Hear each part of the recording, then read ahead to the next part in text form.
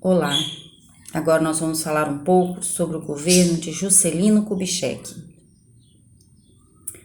No ano seguinte da morte de Getúlio Vargas, em 1955, o povo brasileiro elegeu Juscelino Kubitschek de Oliveira como presidente da República e João Goulart como seu vice-presidente. A UDN não se conformou com a derrota nas eleições. Carlos Lacerda, seu principal líder, queria depor o presidente legitimamente eleito com base na Constituição de 46 e, por isto, passou a dizer que os eleitos não tinham a maioria de 50% de votos, que eles eram apoiados pelos comunistas e que era necessário um golpe militar para impedir a posse de Juscelino. Mas o golpe não aconteceu. O general legalista Henrique Teixeira Lott colocou seus soldados nas ruas do Rio de Janeiro e obrigou os golpistas a fugirem. Com isto, ele garantiu a posse de Juscelino Kubitschek. Juscelino Kubitschek, conhecido como JK, ele elegeu-se prometendo que faria o Brasil progredir 50 anos em 5, tempo de duração de seu mandato.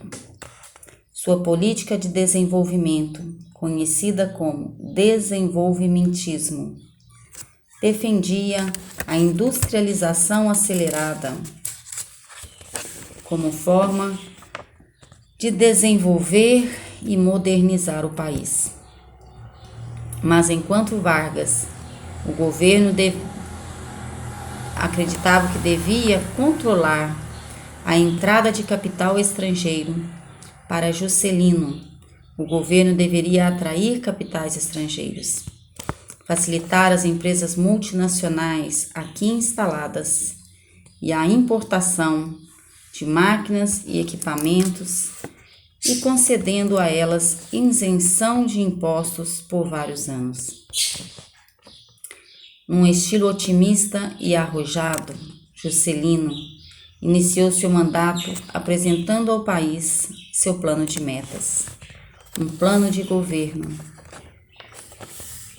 que pretendia investimentos públicos que previa, em 5 grandes áreas, como energia, transporte, indústria e alimentação e educação. O governo JK ofereceu facilidades e incentivos a empresas multinacionais que com isso instalaram fábricas no Brasil para produzir bens de consumo. Entre essas empresas estavam fábricas de veículos da ABCD Paulista, como a Williams Overland, Ford, General Motors e a Volkswagen.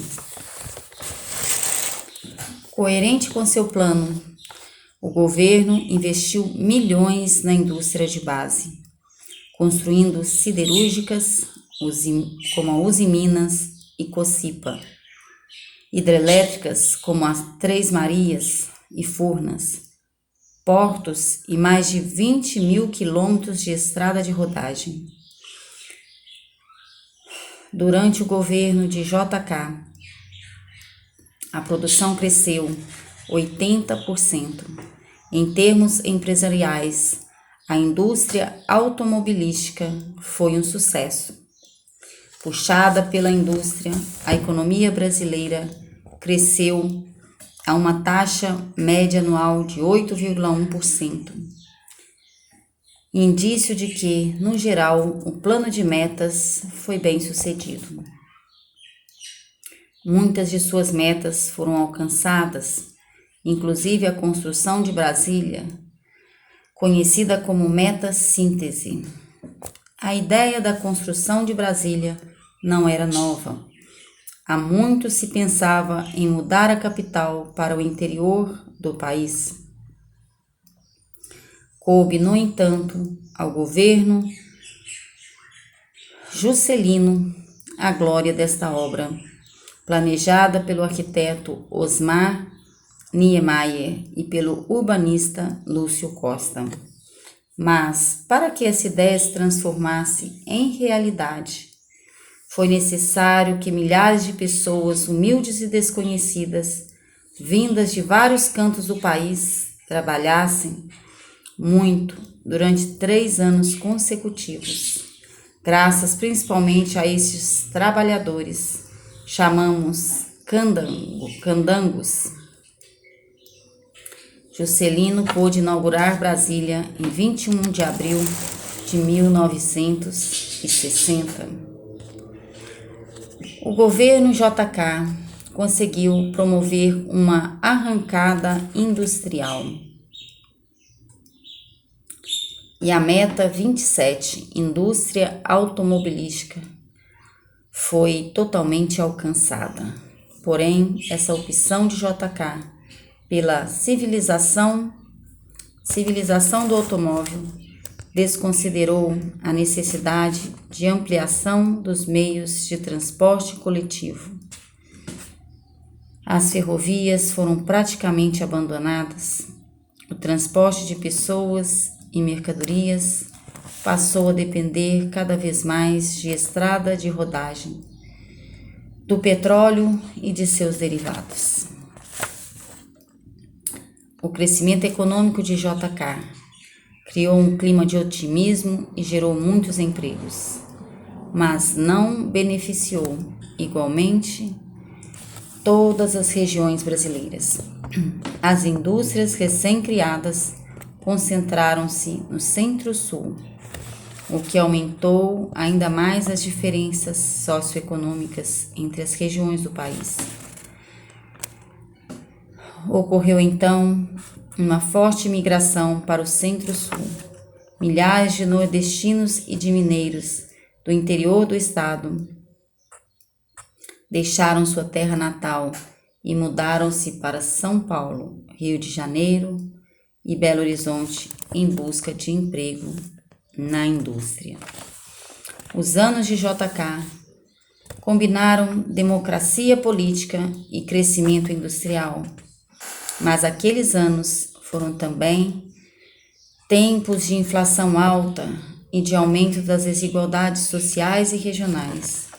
E ao final de seu mandato, em 1960, ocorreram eleições presidenciais, vencida pelo advogado e professor Jânio Quadros, candidato apoiado pela UDN. Para vice-presidente, venceu novamente João Goulart, adversário político de Jânio Quadros.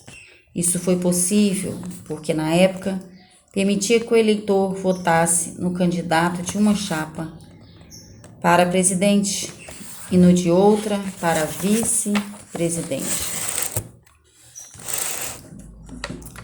Jânio Quadros, ele assumiu o governo em 1961. A inflação e a dívida externa brasileira estavam muito altas. O governo Jânio decidiu então restringir os gastos do governo. Para isso, diminuiu o crédito aos empresários, congelou salários, cortou a ajuda governamental às importações de trigo e de petróleo e provocou um aumento de 100% nos preços do pão e do combustível. Com essa política, o governo ganhou a confiança do FMI, Fundo Monetário Internacional. Conseguiu renegociar a dívida externa, mas descontentou a população brasileira e perdeu popularidade. Externamente, o governo Jânio negou-se a manter o alinhamento do Brasil aos Estados Unidos e iniciou conversações para reatar relações diplomáticas com a União Soviética e com a China. Além disso, Quadro colocou-se contra a invasão de Cuba pelos Estados Unidos e declarou seu apoio aos países africanos que lutavam para se tornar independentes de Portugal.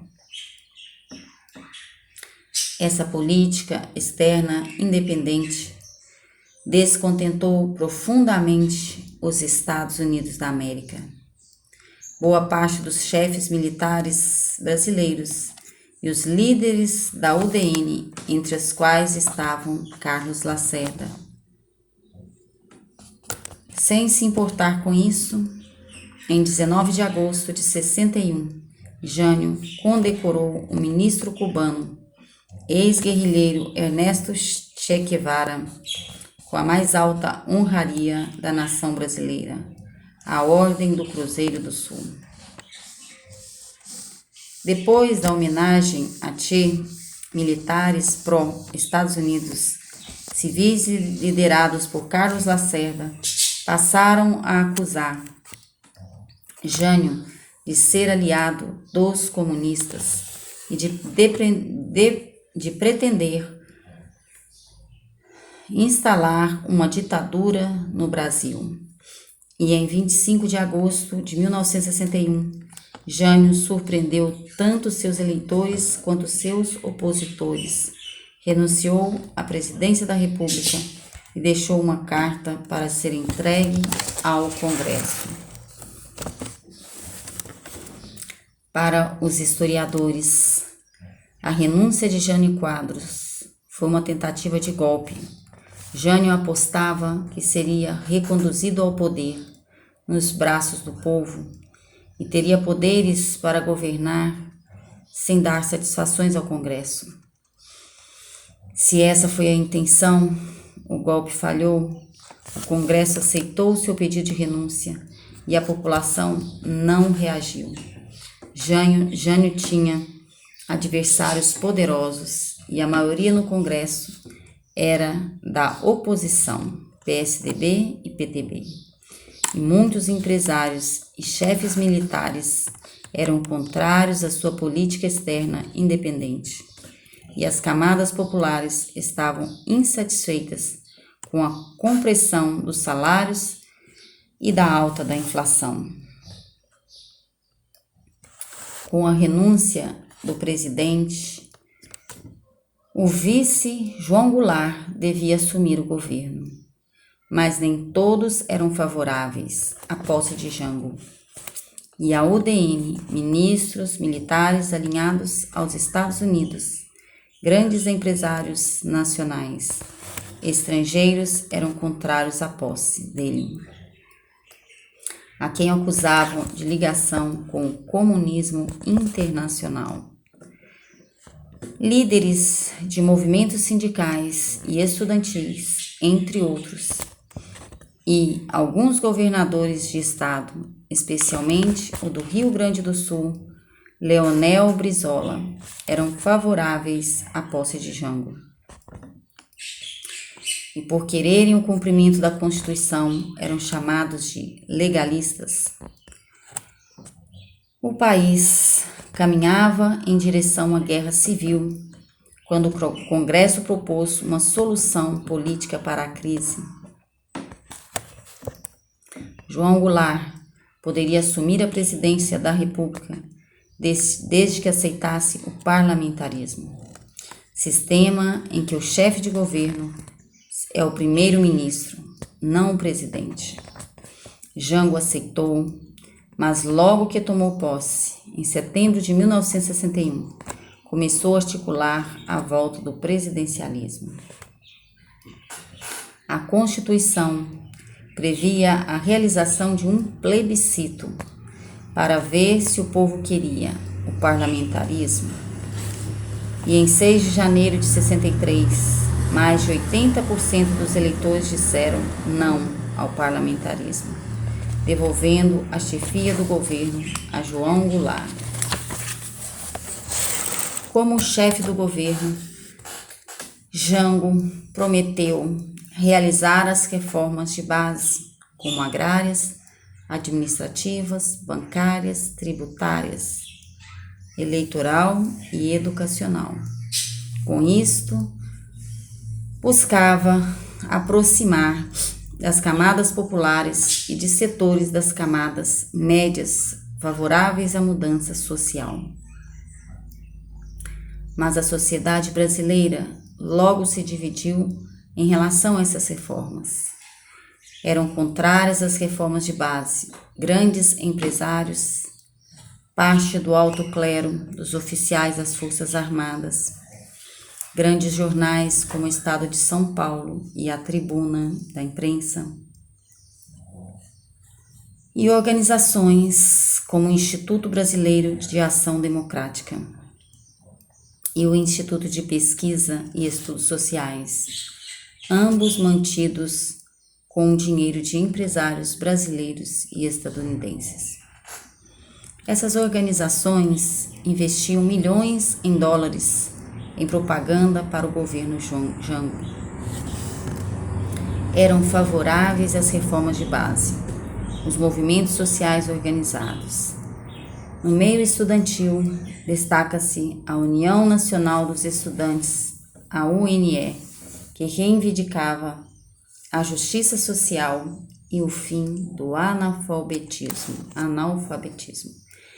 E no meio católico, as organizações mais importantes eram a Juventude Operária Católica, a Juventude Universitária Católica.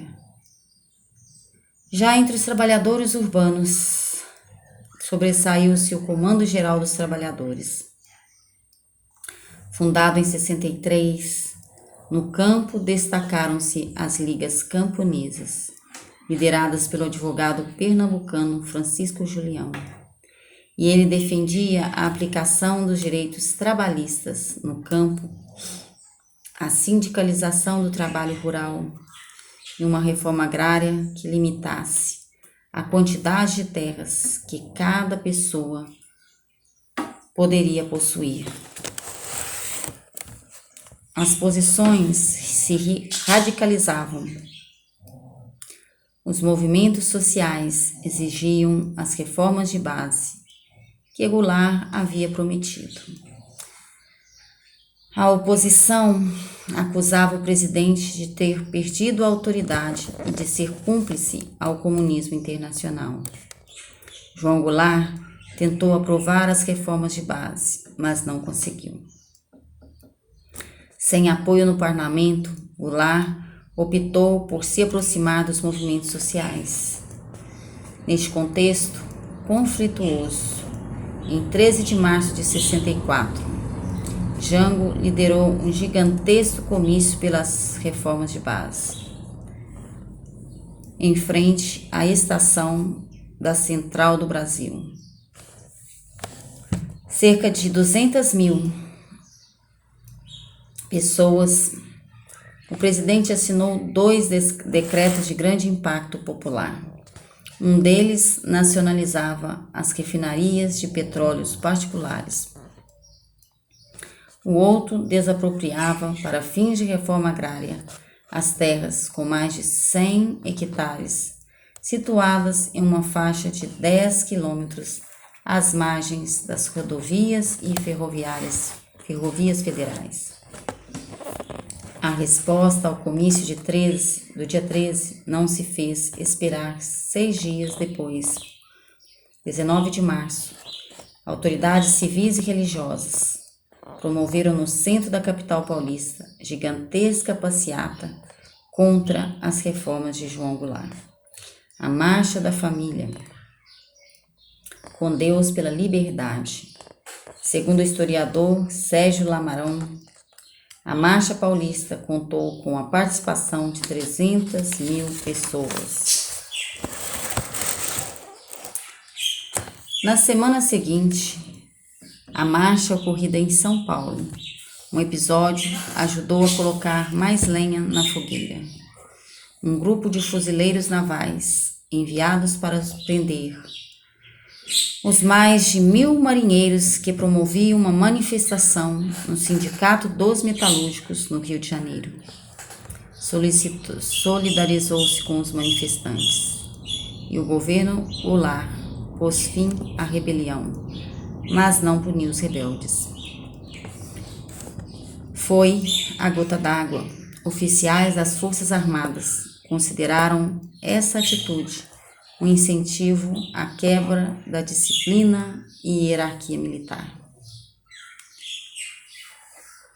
E em 31 de março de 64, as tropas do general Olímpio Mourão Filho, vindas de Minas Gerais, marcharam em direção ao Rio de Janeiro e receberam o apoio do comandante do 2º Exército de São Paulo e de alguns governantes civis.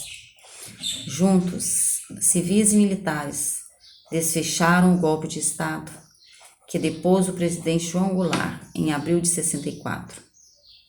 Segundo historiadores especializados no assunto, não foram apenas os militares, mas os civis que deram o golpe em 64. O governador de Minas Gerais, Magalhães Pinto, autorizou a movimentação de tropas com Goulart, ainda em território brasileiro.